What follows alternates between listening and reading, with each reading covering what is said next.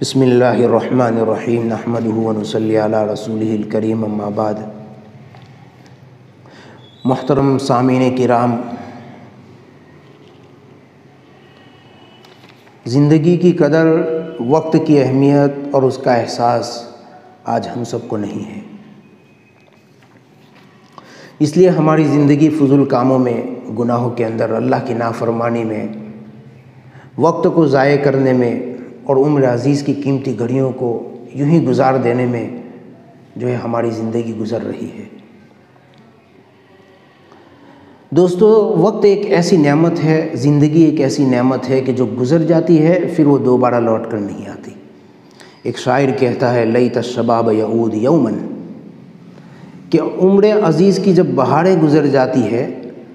تو وہ دوبارہ لوٹ کر نہیں آتی۔ اللہ تعالیٰ نے انسان کی مختلف منزلیں انسانی زندگی کی بنائی ہے، جس میں اللہ تعالیٰ نے اس کا تذکرہ قرآن میں کیا ہے۔ یہ ایک زندگی کی قدر اور وقت کی اہمیت ایک ایسا موضوع ہے کہ میں نے ایک کتاب سے اس کو اخذ کیا ہے کہ اس کی ابتدا میں قرآن کریم کی ایک آیت سے کرتا ہوں کہ اللہ تعالیٰ قرآن میں فرماتا ہے هُوَ الَّذِي خَلَقَكُم مِّن تُرَابٍ ثُمَّ مِّن نُطْفَةٍ ثُمَّ مِّن عَلَقَةٍ ثُمَّ يُخْرِجُكُم طِفْلًا ثُمَّ لِتَبْلُغُوا أَشُدَّكُم ثُمَّ لِتَكُونُوا شُيُوخًا وَمِنكُم مَّن يُتَوَفَّى مِن قَبْلُ وَلِتَبْلُغُوا أَجَلًا مُّسَمًّى وَلَعَلَّكُمْ تَعْقِلُونَ، کہ اللہ تعالیٰ فرماتے ہیں کہ وہ پروردگار جس نے تمہارا وجود مٹی سے پیدا کیا، پھر وہ نطفے سے، پھر علقہ سے، پھر ایسا ہوا کہ تم کو وہ طفولیت کی حالت میں ماں کے پیٹ سے نکالتا ہے، پھر بڑے ہوتے ہو، سن تمیز تک پہنچتے ہو، اس کے بعد تمہارا جینا اس لیے ہوتا ہے تاکہ بڑھاپے کی منزل تک پہنچو، پھر تم میں سے کوئی تو ان منزلوں سے پہلے مر جاتا ہے، کوئی چھوڑ دیا جاتا ہے تاکہ اپنے مقررہ وقت تک زندگی بسر کر لے۔ سورہ روم میں زندگی کی انہی منازل کو ایک دوسرے اسلوب میں بیان کیا اللہ تعالیٰ نے۔ اللہ تعالیٰ فرماتا ہے اللہ الذی خلقکم من ضعف ثم جعل من بعد ضعف قوة ثم جعل من بعد قوة ضعفا وشیبة یخلق ما یشاء وهو العلیم القدیر۔ اللہ وہ ذات ہے جس نے تم کو ناتوانی کی حالت میں پیدا کیا،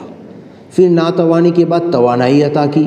پھر توانائی کے بعد ضعف اور بڑھاپا دیا، اور وہ چاہتا ہے پیدا کرتا ہے، اور وہ جاننے والا اور قدرت رکھنے والا ہے۔ یہاں مجھے خواجہ مجذوب کا ایک شعر یاد آ گیا جس میں وہ بیان کرتے ہیں کہ تجھے پہلے بچپن نے برسوں کھلایا، جوانی نے پھر تجھ کو مجنوں بنایا، بڑھاپے نے پھر آ کے کیا کیا ستایا، اجل تیرا کر دے گی بالکل صفایا، جگہ جی لگانے کی دنیا نہیں ہے، یہ عبرت کی جا ہے تماشا نہیں ہے۔ دوستو، ہمارے پاس جو زندگی ہے وہ بہت قیمتی ہے، اس لیے زندگی کی قدر کرنی چاہیے، وقت کی اہمیت اور اس کے احساس کو سمجھنا چاہیے، اپنے اندر پیدا کرنا چاہیے کہ اللہ تعالیٰ نے انسان کو مختصر سی مدت کی مہلت دی ہے، اس میں وہ جو کچھ بوئے گا آگے اس کی فصل کاٹے گا۔ یہ دنیا آخرت کی کھیتی ہے، 4 دن کی اس عمر مستعار پر اگلی دائمی زندگی کا حال موقوف ہے۔ اس زندگی کے عمل سے وہ زندگی بنے گی کہ یہ خاکی اپنی فطرت میں نہ نوری ہے نہ ناڑی، لیکن یہ عالم رنگ و بو میں، یہ عالم رنگ و بو غفلتوں کے ہزار سامان اپنے اندر رکھتا ہے، اور یہاں چمک دمک کے ہزاروں جلوے ایسے ہیں کہ ان کے جہاں میں گم ہو کر زندگی کا اصلی ہدف اپنی آنکھوں سے اوجھل ہو جاتا ہے، اور پیاسے کی طرح سراب کے نمود پر دریا کے گمان جیسا دھوکا لگا رہتا ہے۔ غفلت کے اس گرداب سے نکلنے اور اصلی تعمیری مقصد میں اور حیات مستعار صرف کرنے کی طرف قرآن نے جا بجا انسان کو توجہ انسان کی مبذول کرائی ہے۔ اللہ قرآن میں فرماتا ہے وَهُوَ الَّذِي جَعَلَ لَكُمُ اللَّيْلَ وَالنَّهَارَ خِلْفَةً لِمَنْ أَرَادَ أَن يَذَّكَّرَ أَوْ أَرَادَ شُكُورًا، کہ اللہ وہ ذات ہے جس نے رات دن ایک دوسرے کے پیچھے آنے جانے والے بنائے، اور اس شخص کے سمجھنے کے لیے جو سمجھنا چاہے یا شکر کرنا چاہے۔ قرآن میں زمانے کی اور دن رات کی قسم کے ساتھ ساتھ مختلف اوقات کی قسمیں ملتی ہیں، کہیں صبح کی، کہیں ضحیٰ کی، کہیں وقت عصر کی، قسم کھائی گئی ہے۔ ان قسموں کا ایک بڑا مقصد اللہ تعالیٰ کا کہ پکار پکار کر انسان کو وقت اور عمر عزیز کی گزرتی لہروں سے نفع اٹھانے اور پل پل لمحہ کو تول تول کر خرچ کرنے کی طرف توجہ دلانا ہے۔ کہ شریعت کے احکام میں ذرا غور کیجئے، اسلام نے ہر عمل اور حکم کے متعلق ایک معین وقت کے اندر ادائیگی کی پابندی لگائی ہے۔ مثال کے طور پر ہر نماز کی ادائیگی ایک معین وقت کی پابند ہے۔ اگر وہ وقت نکل جائے تو اس وقت کی نماز قضا ہو سکتی ہے۔ روزہ ہے، سال میں ایک خاص مہینہ اس کے لیے مقرر کیا گیا ہے۔ اگر اس مخصوص ماہ میں یہ فریضہ ادا نہیں کیا گیا، بعد میں پوری زندگی کے روزوں سے اس کی تلافی نہیں ہو سکتی۔ زکوٰۃ ہے، ایک معین مدت گزر جانے کے بعد اس فریضے کی ادائیگی واجب ہوتی ہے۔ حج ہے کہ اس کا ایک مخصوص دن ہے، اس دن اگر ادا نہیں کیا گیا تو پھر سال بھر اگر کوئی عرفات کے میدان میں وقوف کرتا رہے اس کو حج نہیں کہا جا سکتا۔ ان 5 بڑے ارکان کے علاوہ شریعت کے دیگر اکثر احکام بھی اسی طرح وقت کے نظم و ضبط کے ایک مخصوص نظام کے پابند ہیں۔ اس میں ایک طرف جہاں فریضے کی بروقت ادائیگی مطلوب ہے، وہاں وقت اور اس میں نظم و ضبط کی اہمیت بھی بتانا مقصود ہے۔ وقت کی قدر، عمر عزیز کی اہمیت، اس کے احساس اور تعمیری زندگی اختیار کرنے کی طرف نبی کریم صلی اللہ علیہ وسلم کی احادیث میں بھی مختلف اسلوب و انداز سے توجہ دلائی گئی ہے۔ حدیث کے مشہور امام ابو داؤد، جن کی سنن صحاح ستہ میں شمار ہوتی ہے، فرماتے تھے، میں نے اپنی سنن 5 لاکھ احادیث سے منتخب کی ہے۔ ان کی سنن 4800 احادیث پر مشتمل ہے۔ سوچو کہ انہوں نے اپنے وقت کی کیسے قیمت سمجھی ہوگی۔ پھر انہوں نے اپنی سنن سے اسلامی نظام میں زندگی کے دستور کی جامعیت پر نمونے کے طور پر 4 احادیث کا انتخاب پیش کیا۔ ان 4 میں ایک حدیث یہ ہے کہ اسلام کے حسن میں سے ایک بات یہ ہے کہ انسان لا یعنی مشاغل ترک کر دے۔ اسی طرح حضور اقدس صلی اللہ علیہ وسلم نے ایک حدیث میں فرمایا کہ 5 کو 5 سے پہلے غنیمت سمجھیے، موت سے پہلے زندگی کو، بیماری سے پہلے تندرستی کو، مشغولیت سے پہلے فراغت کی گھڑی کو، بڑھاپے سے پہلے جوانی کو، اور فقر سے پہلے مالداری کو۔ امام بخاری رحمۃ اللہ علیہ نے کتاب الرقاق میں اور امام ترمذی نے کتاب الزہد میں نبی کریم صلی اللہ علیہ وسلم کا ارشاد نقل کیا ہے۔ آپ نے فرمایا، نعمتان مغبوب فیہما کثیر من الناس الصحۃ والفراغ، کہ 2 نعمتیں ایسی ہیں کہ جن کے بارے میں بہت سے لوگ دھوکے کا شکار ہیں، ایک صحت، دوسری فراغت۔ کہ صحت کی قدر انسان کو اس وقت ہوتی ہے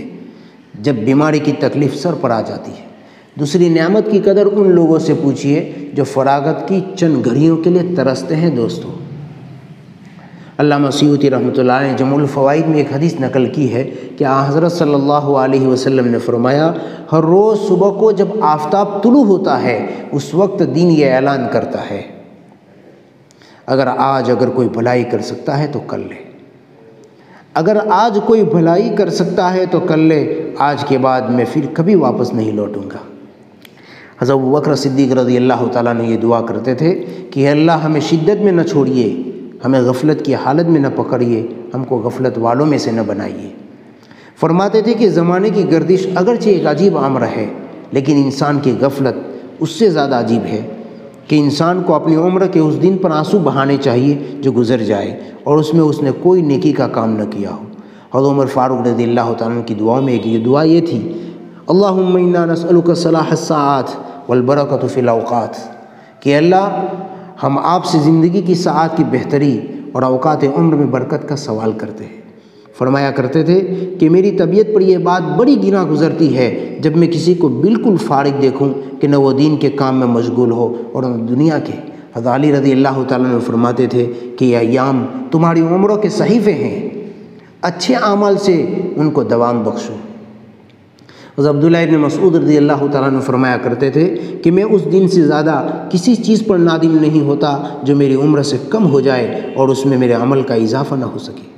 امیر المؤمنین حضرت عمر ابن عبدالعزیز رحمۃ اللہ علیہ فرمایا کرتے تھے کہ دن رات کی گردش آپ کی عمر کو کم کر رہی ہے،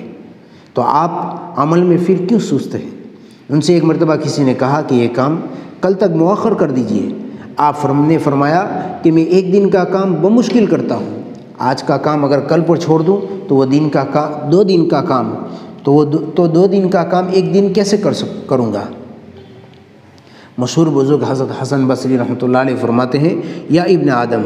انما انت ایام فاذا ذهب یوم ذهب بعضک، کہ ابن آدم تو ایام ہی کا مجموعہ ہے، جب ایک دن گزر جائے تو یوں سمجھ کہ تیرا ایک حصہ بھی گزر گیا۔ فرماتے تھے کہ میں نے ایک ایسی قوم دیکھی ہے جس کے ہاں وقت کی قدر و قیمت تمہاری دنانیر و دراہیم کی محبت سے کہیں زیادہ تھی۔ 6 صدی کے مشہور عالم علامہ ابن جوزی رحمۃ اللہ علیہ نے اپنے صاحبزادے کے لیے ایک نصیحت نامہ لکھا، جس میں وہ فرماتے ہیں کہ وقت کی اہمیت اور عمر عزیز کی قدر و منزلت کے سلسلے میں وہ اس میں لکھتے ہیں کہ بیٹے، زندگی کے دن چند گھنٹوں اور گھنٹے چند گھڑیوں سے عبارت ہے، زندگی کا سانس گنجینہ ایزدی ہے، ایک ایک سانس کی قدر کیجیے، کہیں بغیر فائدے کے نہ گزرے، تاکہ کل قیامت میں زندگی کا دفینہ خالی پا کر اشک ندامت نہ بہانے پڑے۔ ایک ایک لمحے کا حساب کریں کہاں صرف ہو رہا ہے، اور اس کوشش میں رہیں کہ ہر گھڑی کسی مفید کام میں صرف ہو، بیکار زندگی گزارنے سے بچیں، کام کرنے کی عادت ڈالیں تاکہ آگے چل کر آپ وہ وقت پا سکیں جو آپ کے لیے باعث مسرت ہو۔ امام شافعی رحمۃ اللہ علیہ فرماتے تھے کہ ایک مدت تک میں صوفیاء کرام کے پاس رہا، ان کی صحبت سے مجھے 2 باتیں معلوم ہوئی، ایک یہ کہ الوقت سیف اقطعہ والا قطعک، کہ وقت تلوار کے مانند ہے، آپ اس کو کسی عمل میں کاٹیے ورنہ حسرتوں میں مشغول کر کے وہ آپ کو کاٹ ڈالے گا۔ دوسرے یہ کہ اپنے نفس کی حفاظت کرے، کیونکہ اگر آپ نے اس کو اچھے کام میں مشغول نہ رکھا تو وہ آپ کو کسی برے کام میں مشغول کر دے گا۔ دوستو، حقیقت یہ ہے کہ انسان کے ذمے کام بہت زیادہ ہے، وقت بہت مختصر، انسان کا مستقبل موہوم ہے، اس کا حال ثبات سے خالی ہے، اس کا ماضی اس کی قدرت سے باہر ہے، جس نے حال سے فائدہ اٹھایا، طلب و محنت جاری رکھی، اپنی دنیا آپ زندوں میں پیدا کی، اس کے دامن نصیب میں تو کچھ آ جاتا ہے، ورنہ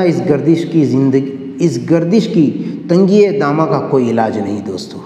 نہ یہ کسی کے خاطر رکتی ہے، نہ گزر جانے کے بعد واپس لائی جا سکتی ہے۔ علامہ اقبال نے کتنی خوبصورتی سے زمانے کی حقیقت بیان کی، اس کی بے وفائی اور بے نیازی کے چہرے سے نقاب کشائی کی۔ چوتھا جو فرماتے ہیں کہ جو تھا نہیں ہے، جو ہے نہ ہوگا، یہی ایک حرف مجرمانہ، قریب تر ہے نمود جس کی اسی کا مشتاق ہے زمانہ۔ آگے زمانے کی کیفیت خود اس کی زبانی پیش کی گئی ہے کہ میری صراحی سے قطرہ قطرہ نئے حوادث تپک رہے ہیں،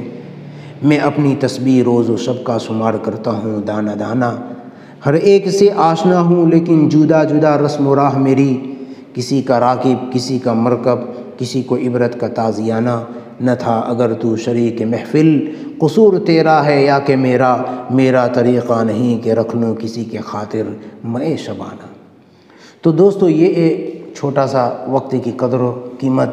اور زندگی کی اہمیت اور اس کا احساس کے اوپر جو میں نے کسی کتاب سے اخذ کیا تھا تو میں نے آپ کے سامنے پیش کیا۔ اللہ تعالی ہم سب کو عمل کی توفیق عطا فرمائے۔ شیخ زکریا رحمۃ اللہ علیہ نے لکھا ہے کہ دنیا کی جتنی برائی کرو گے یا دنیا کی جتنی برائی بیان کرو گے، دنیا کی برائی اور دنیا کی برائی یہ دونوں تمہیں منتقل ہوگی، لیکن دنیا کی جتنی اچھائی، آخرت کی جتنی اچھائی بیان کرو گے، اللہ کی برائی، اللہ کی قدرت بیان کرو گے تو یہ ہماری زندگی میں منتقل ہوگی۔